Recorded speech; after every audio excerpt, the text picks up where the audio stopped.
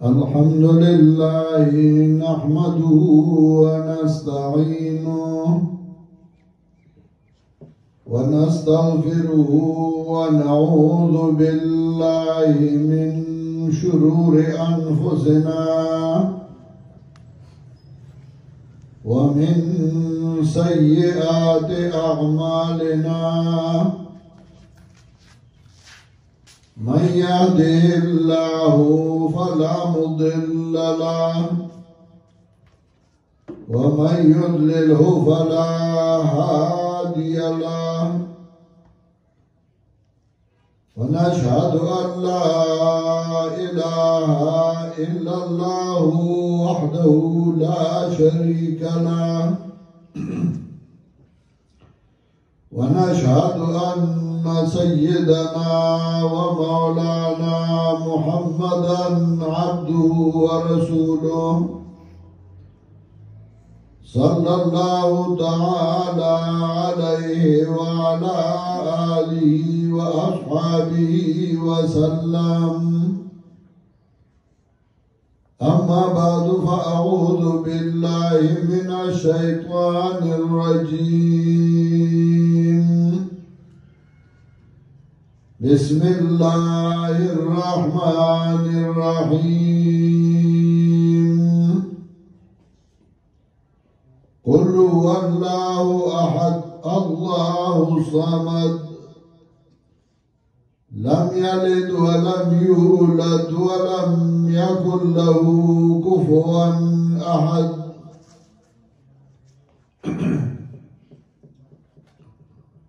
محترم سامعین حضرات،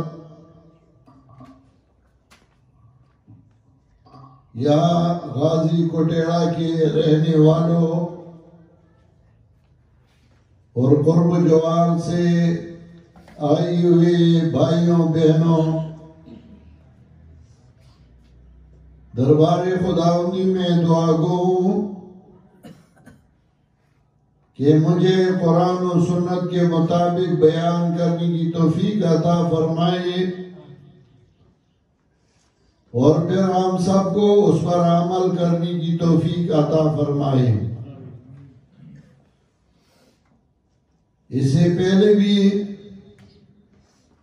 ایک دفعہ میں یہاں کوٹیڑا آیا ہوں، مولوی محمد نعیم صاحب اور ان کی اہلیہ میرے درس قرآن میں ہمیشہ شرکت کرتے ہیں۔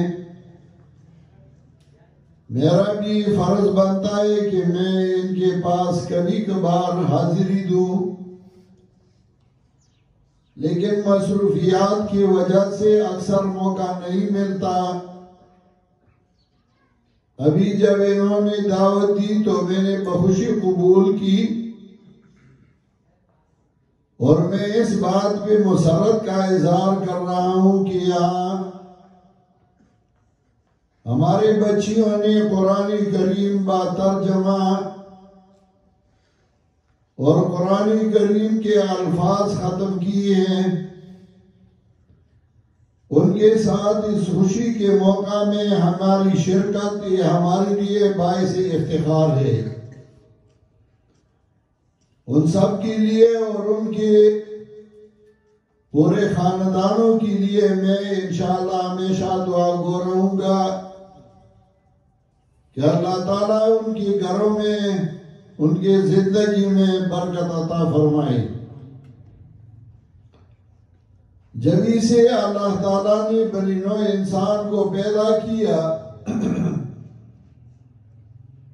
تو پروردگار عالم نے انسان کو ویسے نہیں چھوڑا،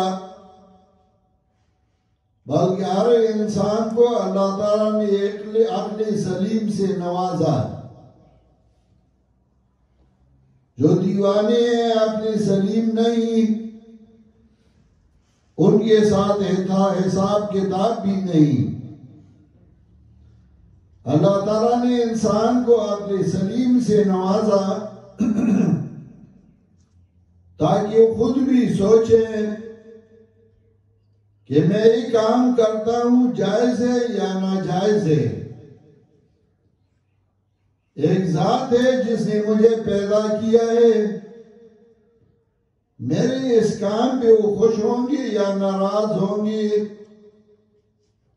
اس میں میرے لیے دنیا کا فائدہ ہے، دین کا فائدہ ہے، آخرت کا فائدہ ہے یا نقصان ہے۔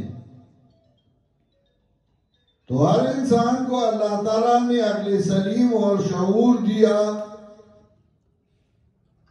اسی پہ اللہ تعالیٰ نے اکتفا نہ کیا۔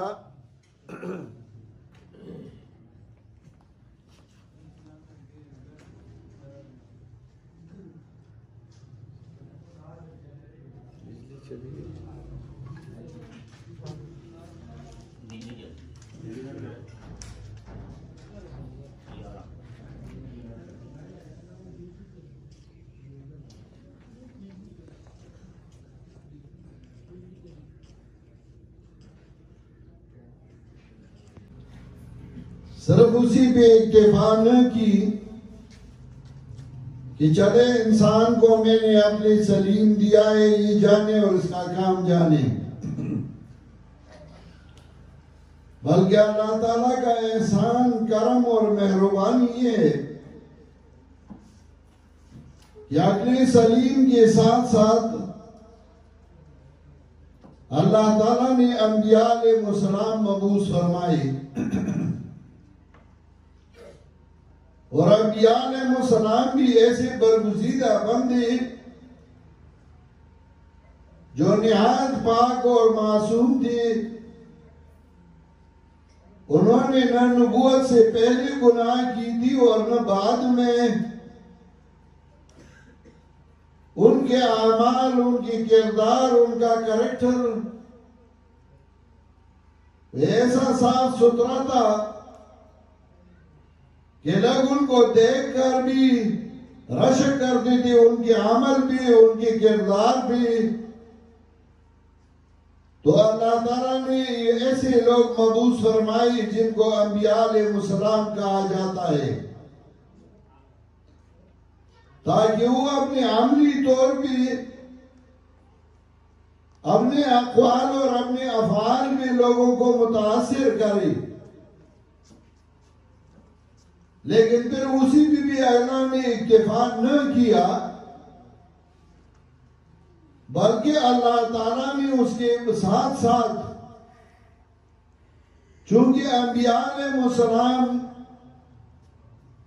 دنیا سے جانے والے تھے، انسان تھے، ان پہ موت طاری ہو جاتی تھی، تو اللہ تعالیٰ نے انبیاء علیہ السلام کے ساتھ ساتھ کتابیں بھی نازل کی، صحیفے بھیجی، کتابیں بھیجی، تاکہ اگر کل انبیاء علیہ السلام ان کے درمیان موجود نہ ہو تو ان کے پاس ایک قانون، ایک لائحہ عمل، ایک کتاب ہوگی جس سے یہ لوگ رشد و ہدایت حاصل کرتے رہے۔ اب جب اللہ تعالیٰ نے انسان کو عقل سلیم بھی دی، انبیاء علیہ السلام بھی مبعوث فرمائے، کتابیں اور صحیفے بھی بھیجے، پھر اس میں زندگی گزارنے کے طریقے، اللہ تعالیٰ کو راضی کرنے کے طریقے اور جنت کو حاصل کرنے کے طریقے بھی سکھلائے،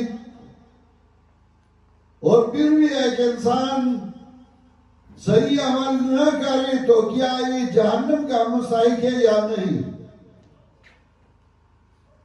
پھر بھی اگر وہ گلہ کرے، شکوہ کرے، اس کا گلہ اور شکوہ بے جا ہوگا۔ اسی وجہ سے اللہ نے فرمایا لِأَلَّا يَكُونَ لِلنَّاسِ عَلَى اللَّهِ حُجَّةٌ بَعْدَ الرُّسُلِ، میں نے انبیاء مبعوث کیے تاکہ کل قیامت کے دن لوگوں کے پاس دلیل نہ ہو، حجت نہ ہو کہ اللہ ہم بیچارے عوام تھے اور ہمیں کوئی پتہ نہ تھا، اسی وجہ سے ہم غلط راستے پہ جا رہے تھے۔ اور قرآن کریم میں اللہ رب العزت نے مختلف مقامات میں ان لوگوں کا تذکرہ کیا جو غلط راستے پہ چلے تھے، بھٹک گئے تھے صحیح راستے سے، نہ انبیاء کا مانا، نہ کتابوں کا مانا، نہ اپنے عقل سلیم سے فائدہ اٹھایا. تو قیامت کے دن سورہ ملک میں اللہ نے ان کا تذکرہ کیا کہ وہ حسرت اور ارمان کرتے رہیں گے. اللہ نے فرمایا کلما القی فیہا فوج سألہم خزنتها الم یأتکم نذیر. جب جہنم میں گروہ گرایا جائے گا تو جہنم کے دربانچی ان سے پوچھیں گے الم یأتکم نذیر، کیا تمہارے پاس کوئی نذیر، کوئی پیغمبر، کوئی عالم نہیں آیا تھا کہ تمہیں صحیح راستہ دکھاتی؟ سورہ ملک میں اللہ نے فرمایا کلما القی فیہا فوج سألہم خزنتها الم یأتکم نذیر. نذیر پیغمبر کو بھی کہا جاتا ہے، عالم کو بھی کہا جاتا ہے. قالوا بلا قد جاءنا نذیر فکذبنا. تو یہ لوگ جہنمی لوگ کہیں گے بلا قد جاءنا نذیر، بے شک ہمارے پاس ایک مولوی آیا تھا، ایک ڈرانے والا آیا تھا، ایک مولوی آیا تھا، ڈرانے والا آیا تھا. قالوا بلا قد جاءنا نذیر فکذبنا. کہیں گے یہ جہنمی لوگ بے شک ہمارے پاس ایک ڈرانے والا، ایک مولوی آیا تھا، ہم نے اس کی تکذیب کی، ہم نے اس کو کہا تم جھوٹے ہو، جھوٹ بولتے ہو، ہم نے ان پہ الزامات لگائے. فکذبنا وَقُلْنَا مَا نَزَّلَ اللَّهُ مِنْ شَيْءٍ. اور ہم نے کہا اللہ نے کوئی مسئلہ نہیں بھیجا ہے، کوئی شے نہیں بھیجا ہے. اگر قیامت کے دن تم یہ کہتے ہو، آج یہ کہتے ہو، تو قیامت کے دن بھی یہ کہنا ہوگا. وہ کہیں گے اللہ نے کوئی شے نہیں بھیجا ہے. ما نزل اللہ من شیء ان انتم الا فی ضلال کبیر. تو ملائکہ ان کو کہیں گے ان انتم الا فی ضلال کبیر، نہ تھی تم مگر بہت بڑی گمراہی میں، تم تو بہت بڑی گمراہ تھی.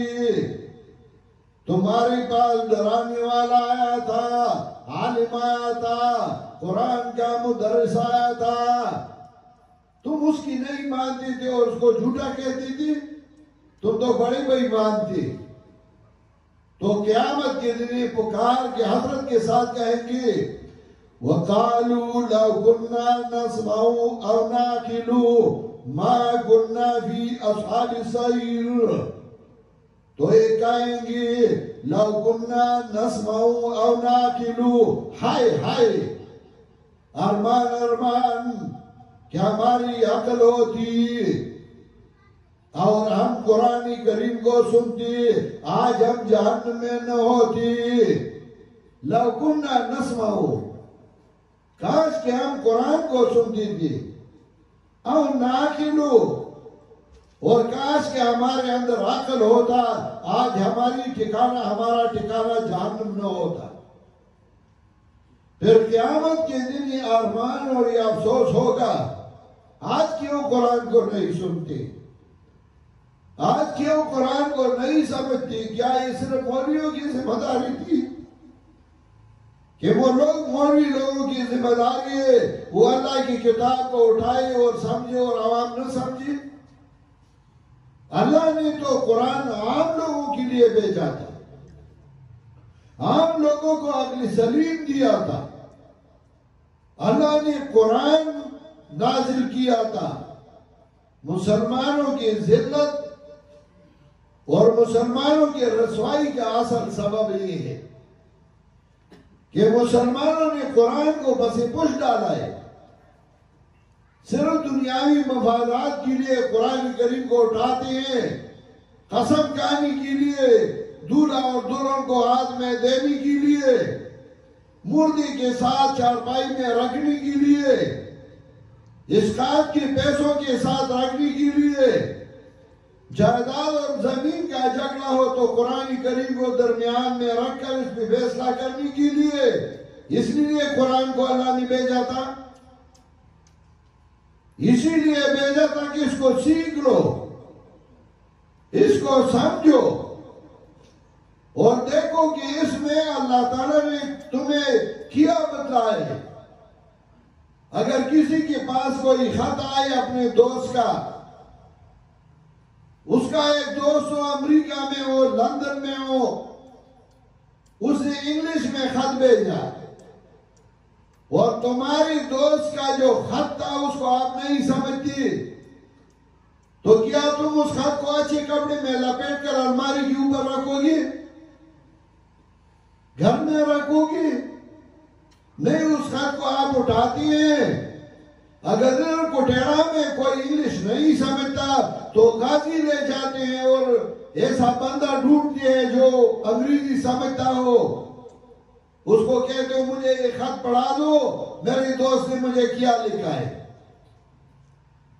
انسان کے خط کا تو قدر ہے، انسان کے خط کا احترام ہے، لیکن اللہ تعالیٰ نے جو خط بھیجا ہے، جو کتاب بھیجا ہے، جو پیغام بھیجا ہے، اس کا قدر اور احترام مسلمان کے دل میں نہیں، اور پھر گلی اور سکوی کرتے ہیں. اسی وجہ سے ساری مسلمان پریشانی میں مبتلا ہے.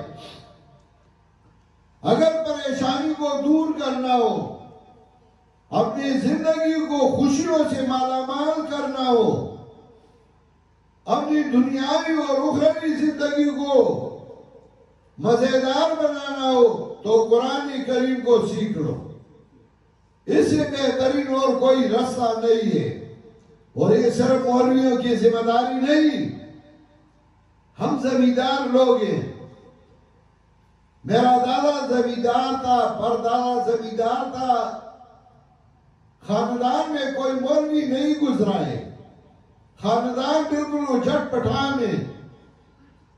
ہمارے خاندان میں کوئی مولوی نہ تھا، اور الحمدللہ اپنے علاقے کی، اپنے گاؤں کی صاحب جائیداد ہیں، کاروباری لوگ. یہ پرانے زمانے میں ہمارے ٹرانسپورٹ کا کام تھا، اب بھی الحمدللہ کاروبار ہے.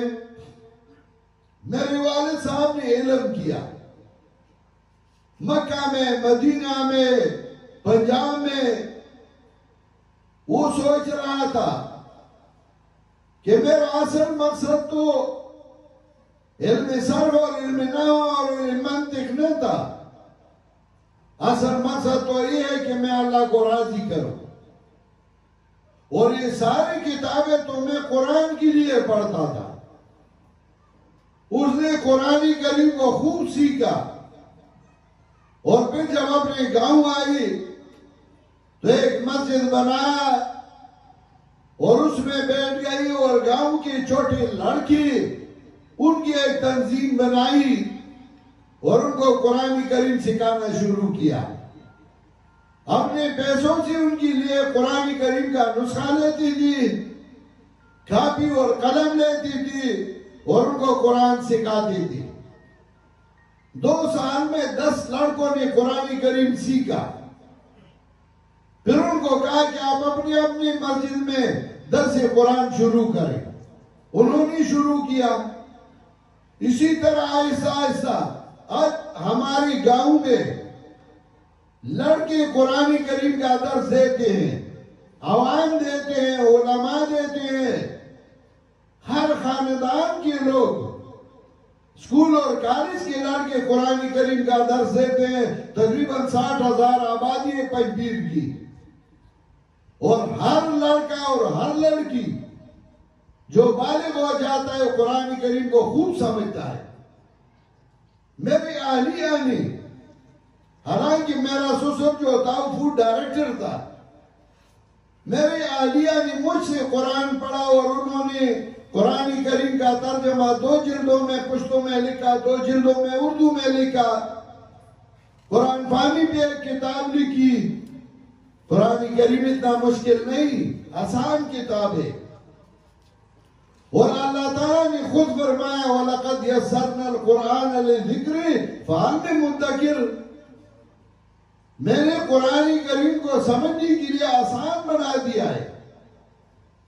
جب اللہ کی کتاب ہو، اللہ کو پتا تھا کہ انسان کے لیے ایسا کتاب چاہیے، اور پھر بھی تم کہتے ہو میں قرآن کو نہیں سمجھتا، تو قیامت کے دن جو جواب دینا ہے اللہ کو آج تیار کر لے. یا آؤ بیٹھو قرآن کریم کو سیکھو. آج یہاں قرآن کریم کا اختتام ہے. آخری 3 سورتیں انہوں نے چھوڑی ہے کہ میں اس کا مطلب بیان کروں. اس کا مطلب بیان کرنا چاہتا ہوں. 2 قسم کی حقوق ہے. ایک ہے انسانوں کا حق، مخلوق کا حق. دوسرا ہے اللہ کا حق. مخلوق میں انسان بھی ہے، حیوان بھی ہے، فرشتی بھی ہے، پرندی بھی ہے، جنات بھی ہے. ان کا بھی تمہاری اوپر حق ہے. پھر انسانوں میں والدین ہیں، بچے ہیں، بیوی ہے، شوہر ہے، سب کے حقوق ہے. اور وہ قرآن کریم نے بیان فرمائے ہیں. دوسرا ہے اللہ کا حق.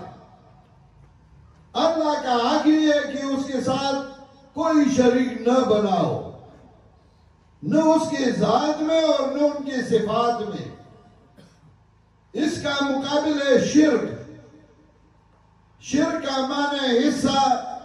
پشتوں میں ہم کہتے ہیں برخہ، یعنی ہم کہتے ہیں فلاں میرا شریک ہے، یعنی کاروبار میں آدھا حصہ ان کا ہے آدھا میرا ہے. اللہ تعالیٰ کو گناہوں میں سے سب سے زیادہ گناہ جو ہے وہ شرک اللہ کو ناپسند ہے.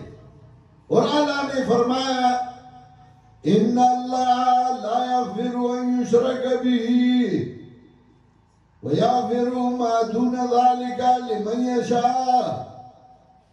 کبھی بھی اللہ معافی نہیں کرتا ان کو جس نے اللہ کے ساتھ کوئی شریک بنایا.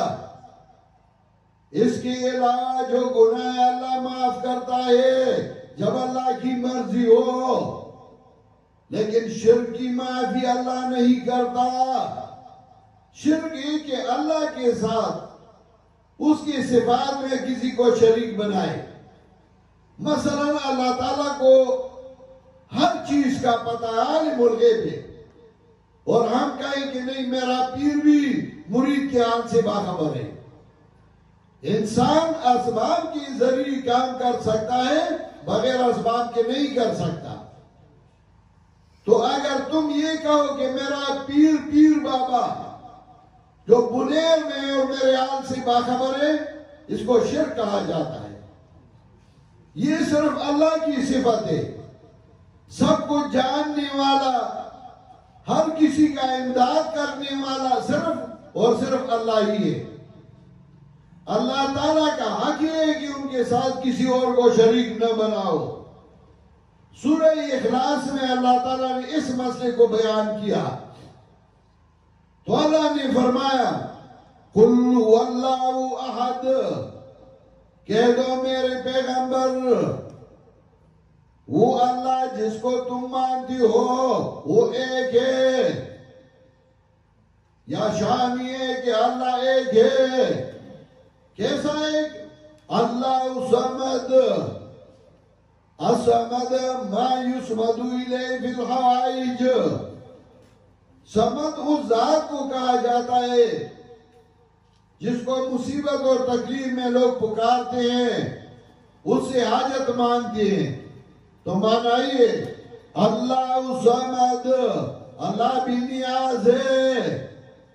یعنی اللہ تعالیٰ نے کسی کو اپنا نیازبین نہیں بنایا کہ اس کو اپنی حصہ دار بنایا.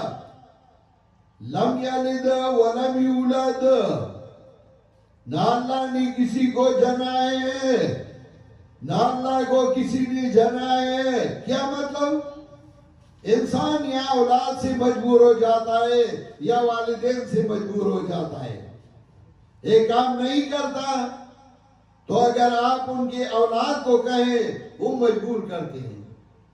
یا انسان ایک کام نہیں کرتا اس کے والدین کو آپ سفارشی بنائے پھر کرتے ہیں. اللہ کو نہ والدین، نہ اللہ کے والدین ہیں اور نہ اللہ کے اولاد ہے، کسی سے مجبور نہیں ہو سکتا.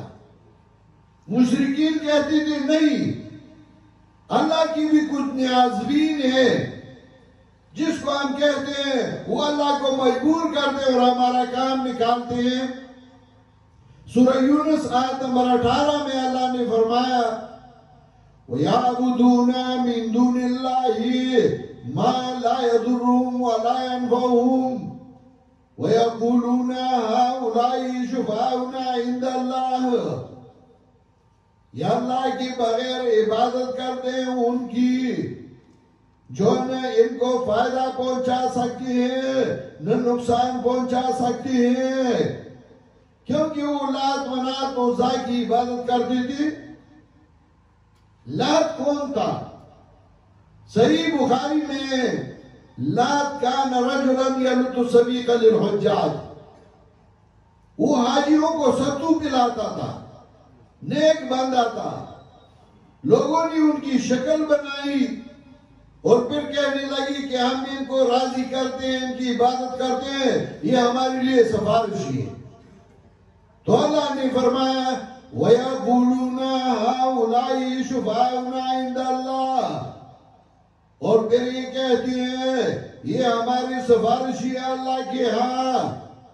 ہم ان کو کہتے ہیں چونکہ ہم گناہگار ہیں، اللہ ہمارا نہیں مانتا، یہ نیک بندی ہیں، ہم ان کو کہتے ہیں یہ ہمارے لیے سفارشی ہے.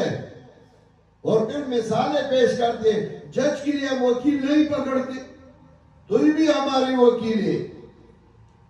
خدا کی بندی، جج تمہارے حال سے بے خبر ہے، تمہاری کیس سے بے خبر ہے، تو وکیل اس کو سمجھاتا ہے. اللہ تعالیٰ تو وہ ذات ہے جس کو ہر چیز کا پتہ ہے، اس کے لیے وکیل کی ضرورت نہیں، ڈائریکٹ ان سے مانگو. کیوں ڈائریکٹ مانگتے ہو؟ ڈائریکٹ مانگو اللہ سے، اور اللہ اس پہ راضی ہوتا ہے. جب آپ اللہ سے مانگتے ہیں تو عرض یہ کر رہا تھا کہ اللہ کو نہ کسی نے جنائے اور نہ اللہ نے کسی کو جنائے. وَلَمْ يَكُنْ لَهُ كُفُوًا أَحَدٌ، اور نہیں اللہ کا کوئی سانجا، کوئی شریک، کوئی مثل. کو مثل کو کہا جاتا ہے، اللہ کا کوئی مثل نہیں. اس صورت میں اللہ نے 5 باتیں ذکر کی. پہلا ہی قُلْ هُوَ اللَّهُ أَحَدٌ، کہہ دو میرے پیغمبر اللہ ایک ہے. دوسرا اللہ الصمد، اللہ بھی نیاز ہے. تیسرا لم یلد، اس نے کسی کو نہیں جنا. چوتھا ولم یولد، نہ وہ کسی کا بیٹا ہے. اور پانچواں ولم یکن لہ کفوا احد. نماز میں یہ پڑھتے ہو لیکن آپ نے اس کا معنی سمجھا ہے کہ ویسے پڑھنا ہے. ایک بندے نے طوطی پالا تھا، اس کو باتیں سکھائی کہ طوطا اگر تم پنجرے سے نکل پڑے تو زمیندار نے کہیں کوڑ کی دام رکھا ہوگا، اس میں دانا ہوگا، اس کو چونچ نہ لگانا ورنہ تم پاؤں سے پکڑ جاؤ گے. طوطی نے یہ باتیں یاد کی. ایک دن پنجرے سے نکل گیا ادھر دان میں. جب اس نے دانے کو چونچ لگایا پاؤں سے پکڑا گیا. تو طوطی کہہ رہا تھا کہ طوطی دانی کو چون نہ لگانا ورنہ پاؤں سے پکڑ جاؤ گے، لیکن اس کو یہ پتا نہیں تھا کہ اس کا مطلب کیا ہے۔ پاؤں سے پکڑا گیا تھا اور وہی سبق پڑھا رہا تھا۔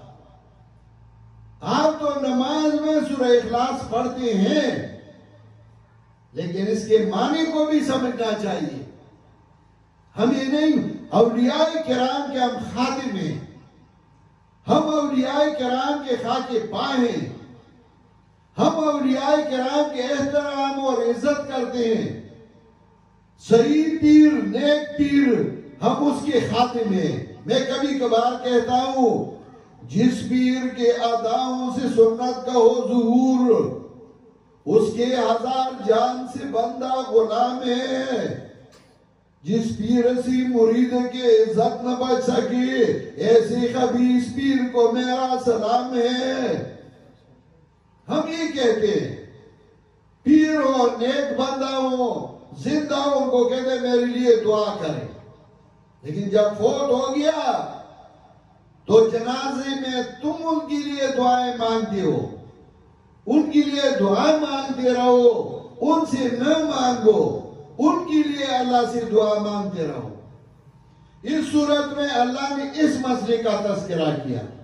اب جب ایک گھر میں سونا ہو، چاندی ہو، پیسے ہو، چور اسی گھر میں ڈٹ جاتا ہے۔ جس گھر میں مال و دولت نہ ہو، خالی گھر ہو، چور اس میں نہیں جاتا۔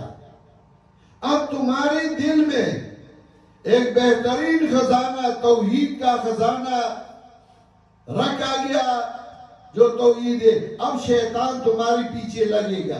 میرا ایک خالہ زاد بھائی ہے امریکہ میں، ایک دن ہم بیٹھی تھی تو آپس میں گپ شپ لگا رہی تھی، چونکہ ہم تو زمیندار لوگ ہیں، گپ شپ لگا رہی تھی تو تعریفیں کر رہا تھا امریکہ کا کہ ادھر لوگ ایسے ہیں، ایسے ہیں، اور ادھر لوگ جو ہے یہ دھوکے کر رہے ہیں، فراڈ کر رہے ہیں، یہ کر رہے ہیں، وہ کر رہے ہیں۔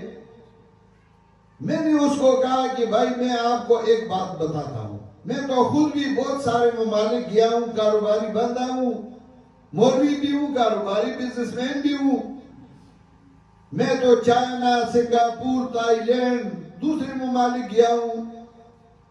میں نے یہ بات صرف امریکہ میں نہیں، میں نے چائنا میں، دوسرے ممالک میں بھی دیکھی کہ لوگ بڑے اچھے ہیں، اور ہمارے پاکستان میں لوگ جھوٹ بھی بولتے ہیں، دھوکہ بھی کرتے ہیں۔ لیکن میں آپ کو ایک بات بتاتا ہوں، وہ یہ کہ اگر ایک خالی گھر ہو اس میں چور جاتا ہے؟ اس نے کہا نہیں۔ اور جس گھر میں خزانہ ہو، پیسے ہو، چور اسے جاتا ہے؟ اس نے کہا ہاں، موقع ملے تو جاتا ہے۔ میں نے کہا ان لوگوں کی دلوں میں تو وہ خزانہ نہیں ہے توحید کا، ایمان کا، وہ تو خالی ہے اس سے۔ تو شیطان نے اب چھوڑے ہیں، چلے بہت اچھے لوگ بن جائے پھر بھی جنت نہیں جا سکتے۔ ہمارے مسلمانوں کے دلوں میں تو خزانہ ہی ایمان کا۔ اب شیطان کوشش کر رہا ہے کہ ان کے اعمال کو خراب کرے، تو ضرور وہ تو اس پہ کوشش کرتا رہے گا، ہم بھی کوشش کرتے رہیں گے ان کی اصلاح ہو جائے۔ تو تھوڑی دیر وہ سوچ رہا تھا، مجھے کہا مولیوں کے پاس بڑے اچھے اچھے جوابات ہوتے ہیں۔ میں نے کہا نہیں، جواب نہیں، سوچنے کی بات ہے۔ جب تمہارے دل میں ایمان آیا، توحید آیا، اب شیطان اپنا کوشش کرتا رہے گا۔ تو یہ دو صورتیں جو ہے آخری، سورہ فلق اور سورہ والناس، اللہ تعالیٰ نے اس میں آپ کو ایک طریقہ سکھایا کہ شیطان تو ہے بڑا حرامی اور تمہارا دشمن ہے، اس سے بچانے کے لیے اللہ تعالیٰ کے ساتھ پناہ مانگتے رہو، اللہ تعالیٰ سے تعاون مانگتے رہو، اللہ تعالیٰ سے نصرت مانگتے رہو کہ اللہ تعالیٰ ہمیں شیطان سے بچائے۔ قل اعوذ برب الفلق من شر ما خلق ومن شر غاسق اذا وقب ومن شر النفاثات في العقد ومن شر حاسد اذا حسد۔ بسم اللہ الرحمن الرحیم قل اعوذ برب الناس ملک الناس الہ الناس. دیکھیے قرآن کریم کو جب اللہ نے شروع کیا سورہ فاتحہ میں اللہ نے اپنی 3 صفات ذکر کیے. پہلا الحمدللہ، تو آخر میں فرمایا الہ الناس، ابتدا میں فرمایا رب العالمین، تو آخر میں فرمایا رب الناس، ابتدا میں فرمایا مالک یوم الدین، تو آخر میں فرمایا ملک الناس. انسان کی 3 ضروریات زیادہ ہیں. پہلا ہے کہ انسان کھانے پینے کے لیے محتاج ہے، اس کے لیے رب ماننا پڑے گا، تو رب تمہارا اللہ ہی ہے.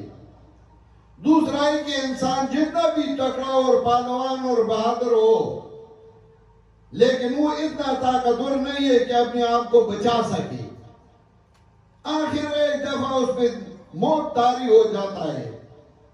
تو ملک الناس واقدار اور اختیار مند اللہ ہی ہے، لوگوں کا اختیار مند اور واقدار اللہ ہے.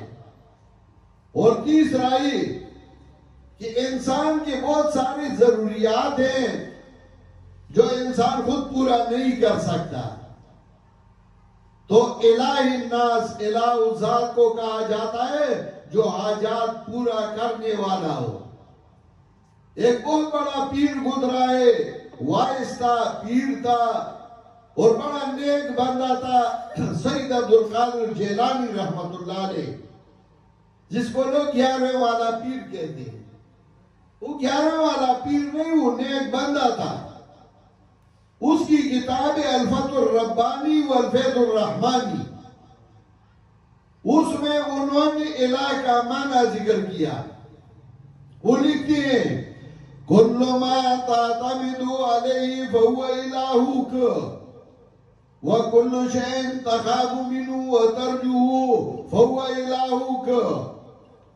ہر وہ شے جس پہ آپ نے اعتماد کیا کہ میرا حاجت پورا کرنے والا ہے، اور ہر وہ چیز جسے تم بغیر اسباب کے ڈرتے ہو وہ تمہارا الہ ہے.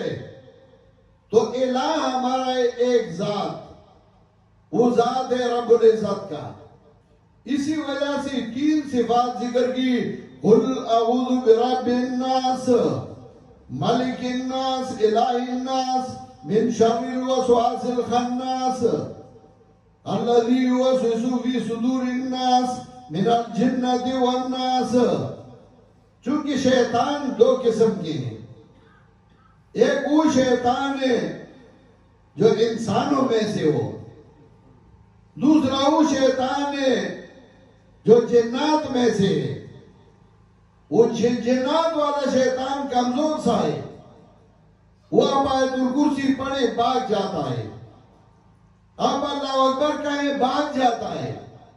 حدیث میں آتا ہے کہ جب کوئی مؤذن اذان دیتا ہے تو شیطان بھاگتا ہے. کیوں بھاگتا ہے؟ اسی وجہ سے کہ مؤذن اذان میں کہتا ہے اللہ اکبر اللہ اکبر اللہ اکبر اللہ اکبر، اللہ بہت بڑا ہے، اللہ بہت بڑا ہے. علم کے اعتبار سے، تصرف کے اعتبار سے، دعا کے اعتبار سے، عبادت کے اعتبار سے 4 دفعہ اللہ اکبر کہتا ہے. یعنی اشراق اربعہ کا رد کر کے پھر کہتا ہے اشہد ان لا الہ الا اللہ، میں گواہی دیتا ہوں کہ اللہ کے بغیر کوئی حاجت پورا کرنے والا نہیں. تو اذان میں، نماز میں یہ کہتے ہو، کلمہ میں یہ کہتے ہو لا الہ الا اللہ، اور پھر کبھی ایک قبر پہ سیدھا ریز اور کبھی دوسری قبر پہ سیدھا ریز ہوتے ہو. ہاں، قبر پہ جائیں، ان کے لیے دعا مانگے اللہ سے، اللہ ان کی مغفرت کرے، ادھر سے عبرت لے لے. لیکن یہ نہیں کہ ادھر جھنڈی اور ادھر پتھر اپنے اوپر ملتے رہیں اور کوئی کسی چیز کا ذمہ دار اور کوئی کسی چیز. وہ تو بیچارے وفات پا گئے ہیں، ان کے لیے اللہ سے دعا مانگو. الہ الناس الہ ذات کو کہا جاتا ہے جو حاجات پورا کرنے والا ہے۔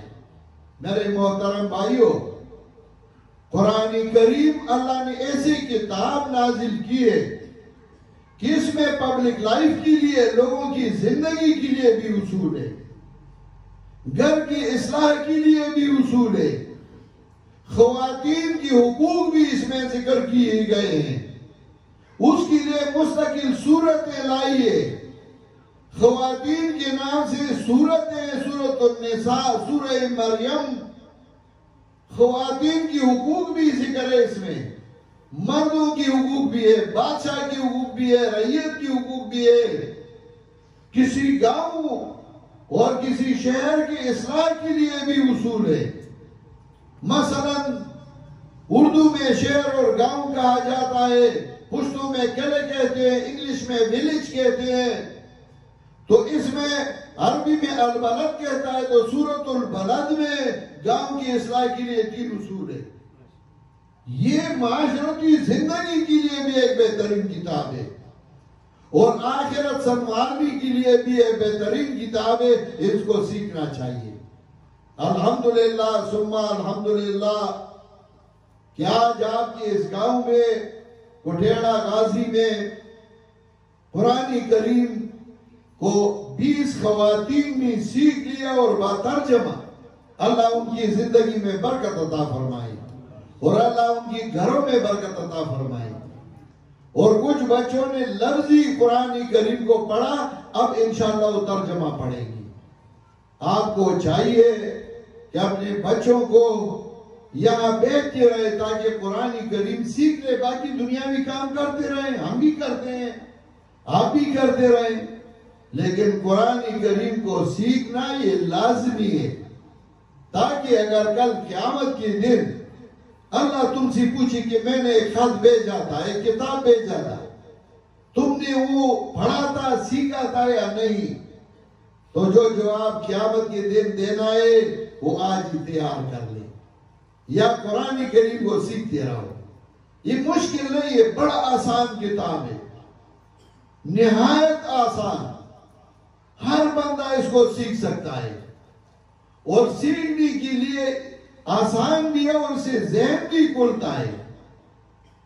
اور ایک حدیث میں آتا ہے، نبی علیہ السلام نے ایک صحابی کو کہا، حضرت ابا ہریرہ کو، یا ابا ہریرہ علم الناس القرآن وتعلموا فإنك إن مت وأنت كذلك زارت الملائكة قبرك۔ ابو ہریرہ، قرآن کو سکھاتے رہو یا سیکھتے رہو، اگر اسی حالت میں تمہیں موت آئی کیا قرآن کو سکھاتے ہو یا سیکھتے ہو، تو فرشتے تمہارے قبر کی زیارت کے لیے آئیں گے اور تمہارے لیے دعا مانگیں گے۔ ہم سب گناہگار ہیں، مولوی بھی گناہگار ہے، عوام بھی گناہگار ہے، لیکن اللہ بھی غفور الرحیم اور مہربان ہے۔ اگر ہم اللہ کی کتاب کے ساتھ محبت رکھیں، سیکھنے کے لیے ہم پورے 24 گھنٹے میں صرف 15 منٹ دیں، تو شاید یہ اللہ کی رضا کا ایک سبب بنے گا اور ہمارے لیے ذریعہ نجات ہوگا۔ اللہ تعالیٰ ہم سب کو اس پر عمل کرنے کی توفیق عطا فرمائے، اور اللہ تعالیٰ ہمیں توفیق عطا فرمائے کہ ہم قرآن کریم کو سیکھیں اور دوسروں کو سکھائیں۔ وآخر دعوانا ان الحمدللہ رب العالمین۔ دعا کی